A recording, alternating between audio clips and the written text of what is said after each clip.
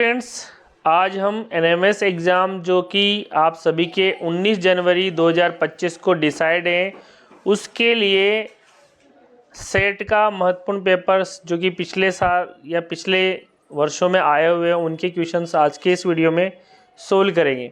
तो देखिए, पहला क्वेश्चन है ध्वनि तरंगे गति करती है। तो ध्वनि तरंगे किस में गति करती है? तो देखिए, ऑप्शन 1 है केवल ठोस में, केवल द्रव में, केवल वायु या गैस में, ठोस, द्रव और गैस। तो देखिए, ध्वनि तरंगे सॉलिड, लिक्विड और गैस तीनों ही माध्यम में गति करती हैं, यानी कि जो ऑप्शन जो 4 है वो हमारा करेक्ट आंसर है। अगला है आपतन कोण परावर्तन कोण के बराबर होता है। बिल्कुल, ये आपतन कोण हमेशा सदैव परावर्तन कोण के बराबर होगा।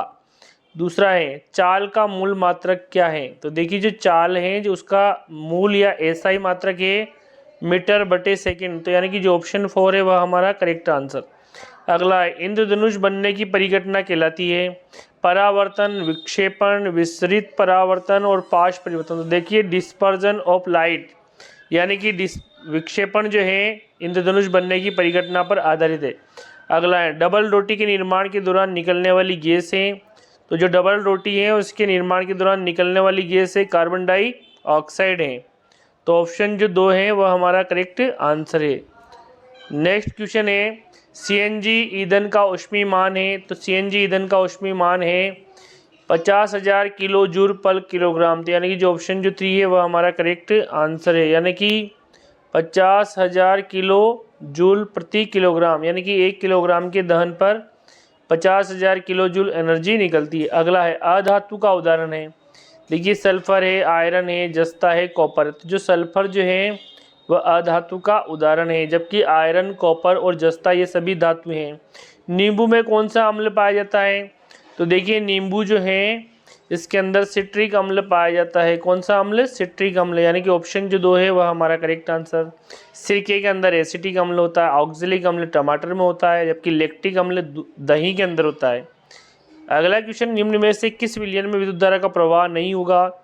देखिए, नल का पानी, नींबू का रस, सिरका और वनस्पति तेल। तो यहाँ पे वनस्पति तेल में नहीं होगा, जबकि नल का पानी वो भी खारा हो सकता है, उसमें कोई साल्ट हो सकते हैं।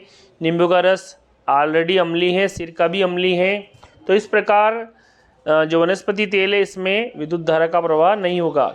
अगला है खाना पकाने के बर्तनों के हैंडल बनाने के लिए सबसे उपयुक्त पदार्थ हैं।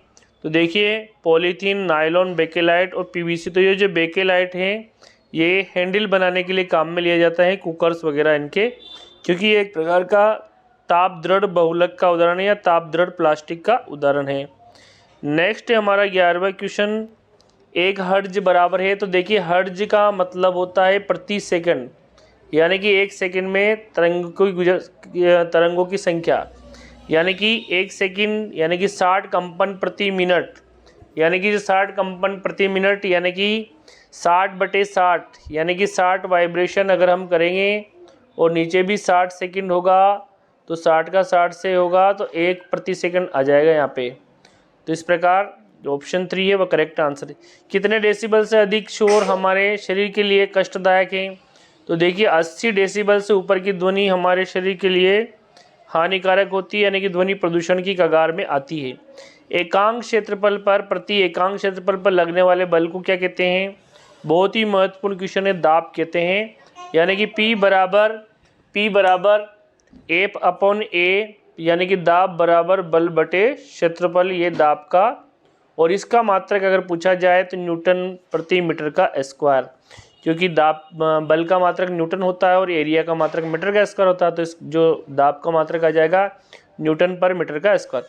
प्रोटोजोआ द्वारा होने वाले रोग जो एक मच्छर के द्वारा फैलता है। तो देखिए, यहाँ पूछा गया है प्रोटोजोआ, तो यहाँ पे मलेरिया आएगा, डेंगू मत कर देना, क्योंकि ये प्रोटोजोआ के अंदर नहीं आता है, क्योंकि मलेरिया जो होता है वो प्रोटोजोआ यानी कि प्लाज्मोडियम के द्वारा होता है, जो कि मच्छर की लार में पाया जाता है। सही कथन का चयन कीजिए।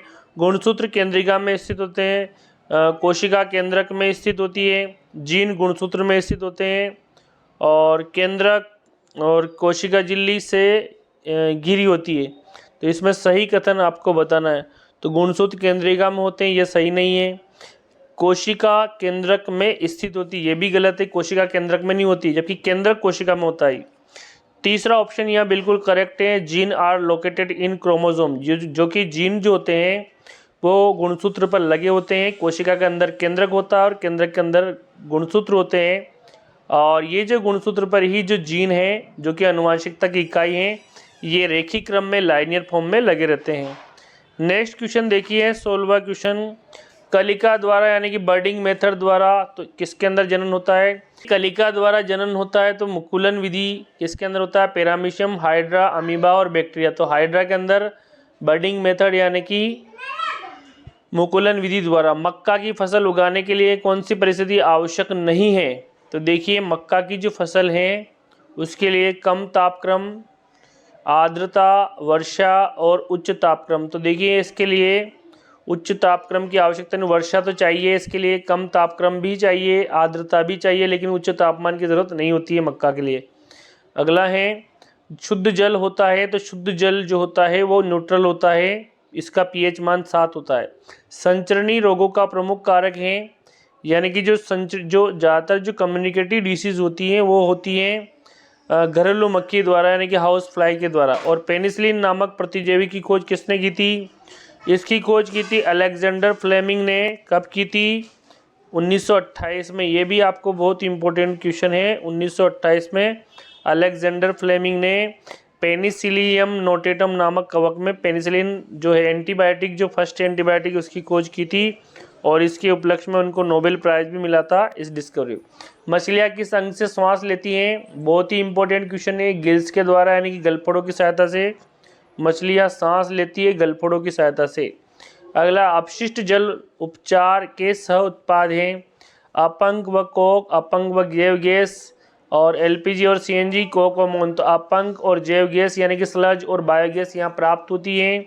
पृथ्वी की सतह पर कितने प्रतिशत भाग जल से ढका रहता है? तो 71% भाग जल से ढका हुआ है, जबकि 29% जो है वो सतही भाग है, यानी कि जो है 29% जो है वो है थल वाला भाग है।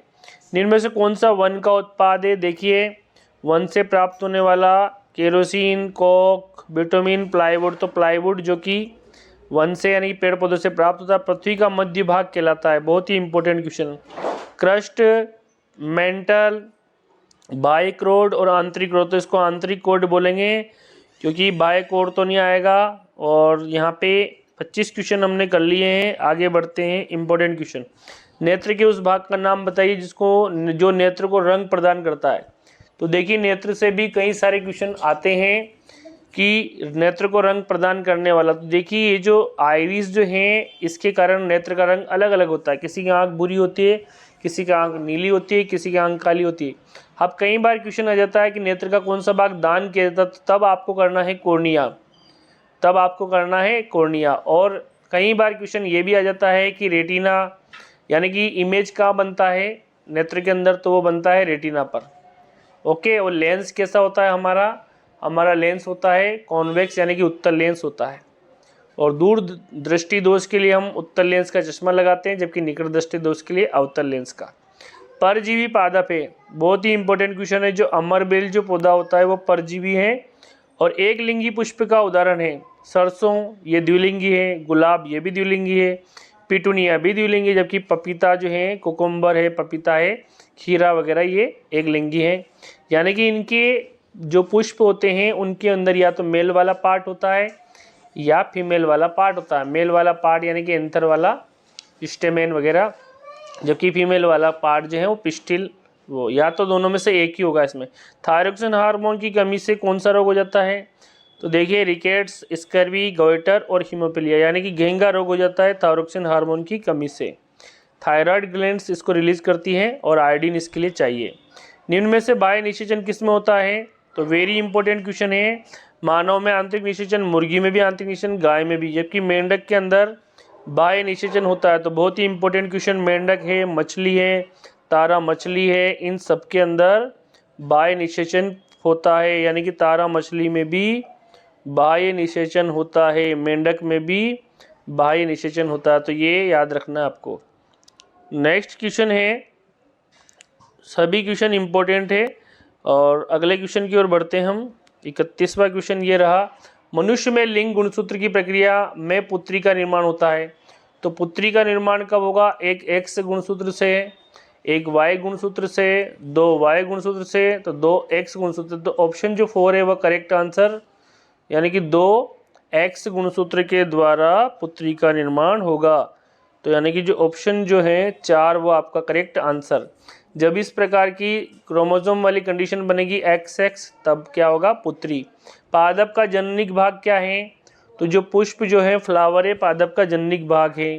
किस आयु के किशोरों को टीनेजर्स यानी किशोरावस्था की आयु कहते हैं? तो देखिए बहुत ही इंपॉर्टेंट क्वेश्चन है। 11 से 13 गलत, 10 से 25 गलत, और 13 से 19 यानी कि 13 से 19 वर्ष की जो आयु है इसको टीनेजर्स एज कहते हैं, यानी कि किशोरावस्था कहते हैं। ऑप्शन जो 3 है वो आपका करेक्ट आंसर है। नेक्स्ट क्वेश्चन है, ये जो लेग्यूम जो जड़ दी गई है इसकी ग्रंथिकाओं में जीवाणु पाए जाते हैं। तो कौन से जीवाणु पाए जाते हैं इनके अंदर? इनमें पाए जाते हैं राइजोबियम जीवाणु। क्या करते हैं ये? वायुमंडल की नाइट्रोजन को कैप्चर करके नाइट्रेट में बदल देते हैं, जो कि खाद के रूप में, यानी कि नाइट्रेट जो है प्लांट्स के लिए प्रोटीन बनाने में काम में आती है। तो राइजोबियम जीवाणु इन गठानों में पाए जाते हैं, जो कि नाइट्रोजन फिक्सेशन यानी कि नाइट्रोजन का स्थिरीकरण करते हैं। नेक्स्ट है, मार्बल कैंसर परिघटना का संबंध है।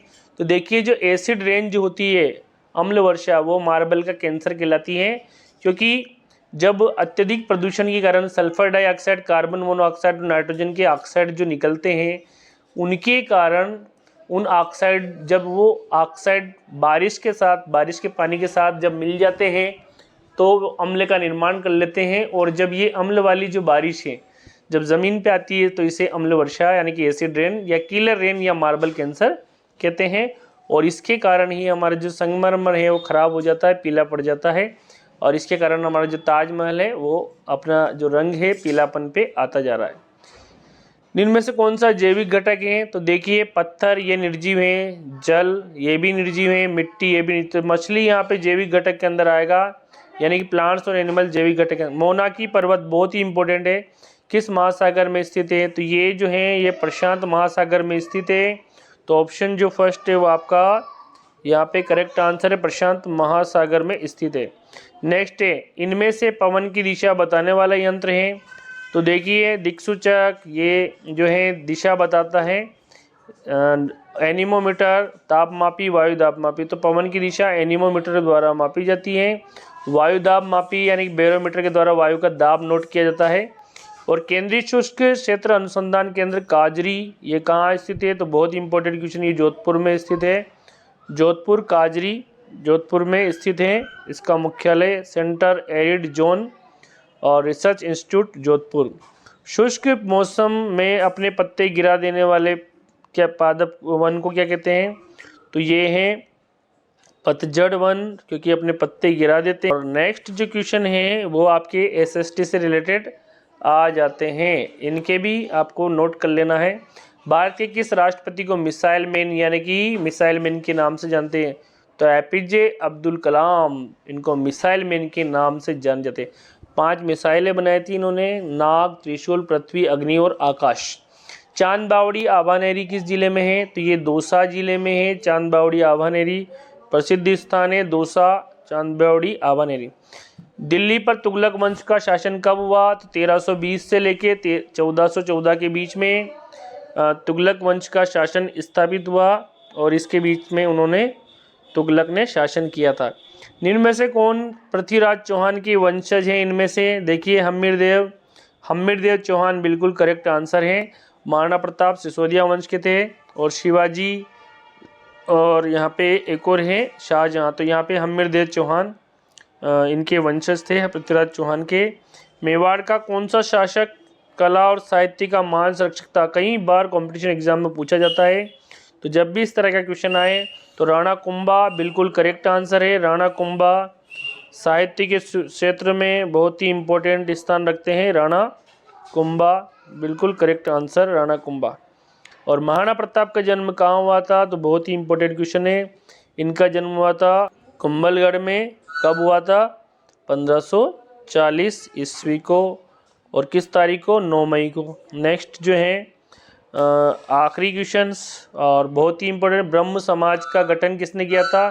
तो ब्रह्म समाज के संस्थापक रहे राजा राम मोहन राय। ओके, जबकि अगला क्वेश्चन मैं आपको दे रहा हूं, आर्य समाज के संस्थापक कौन थे? ये आप सभी को कमेंट्स बॉक्स में लिखना है। आर्य समाज के संस्थापक, आर्य समाज के संस्थापक, ये आप सभी के लिए बहुत ही इम्पोर्टेंट क्वेश्चन है। ये आप सभी को नोट करके मुझे यहाँ पे कमेंट्स में चाहिए, आर्य समाज के संस्थापक कौन थे? ओके, कौन थे ये आप सभी को मुझे कमेंट्स में देना है जवाब। थैंक यू, मिलते हैं नेक्स्ट वीडियो में, तब तक के लिए बाय बाय।